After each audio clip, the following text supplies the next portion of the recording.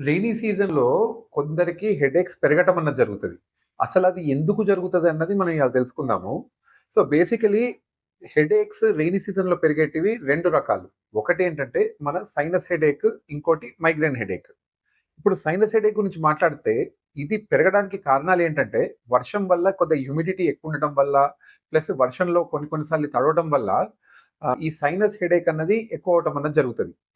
Sinus headache అనేది మనకి ఎలా తెలవాలి అంటే, మనకి నోస్ బ్లాక్స్ ఎక్కువ అవ్వటము అండ్ నోస్ స్టఫీనెస్ అంటే ఇక్కడ కొద్దిగా వాపులాగా మనకి గాలి పీల్చుకోవడంలో ఇబ్బంది అనిపిస్తున్నా, లేకపోతే దానికి కొద్దిగా దగ్గు, కాఫ్ అన్నది కొద్దిగా మనం ఎక్స్‌పీరియన్స్ చేస్తున్నా అండ్ ఇంకోటి హెడేక్ అన్నది ఈ ఫ్రంట్ రీజియన్స్‌లో వస్తది. అంటే ఈ ఐ చుట్టూ ఇక్కడ కొద్దిగా హెడేక్, స్వెల్లింగ్ లాగా సింప్టమ్స్ ఉంటే ఇది సైనస్ హెడేక్.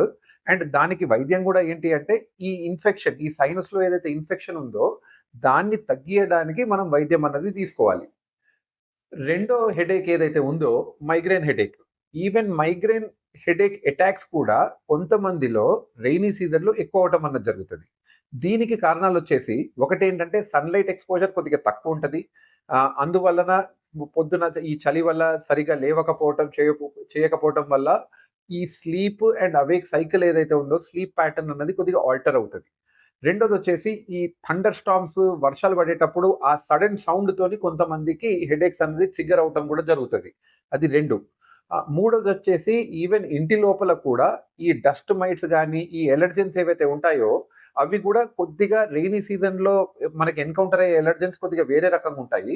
దాని వల్ల కూడా మనకి హెడేక్స్ అన్నది ట్రిగ్గర్ అయ్యే అవకాశాలన్నది ఉంటది. సో, ఇవన్నిటికి కూడా మనం ఆబ్వియస్‌లీ ఫస్ట్ ఏవైతే మనకి ఎలర్జెన్స్ ఉన్నాయో దాన్ని దూరం పెట్టడం అన్నది మేజర్ వైద్యము. అది కాకుండా ఒకవేళ మనకి ఒక 1 వీక్, 10 డేస్‌లో 2-3 అటాక్స్ కంటే ఎక్కువ రావటం అన్నది జరుగుతుంటే మాత్రము ఇమ్మీడియేట్‌గా మళ్ళా మీ న్యూరాలజిస్ట్‌ని కలిసి దాన్ని తగ్గియటానికి మనము ఏమేం మందులేసుకోవాలి, ఎన్ని రోజులు మందులేసుకునే అవసరం పడతది అన్నది మీరు మీ న్యూరాలజిస్ట్‌తోని డిస్కస్ చేయండి.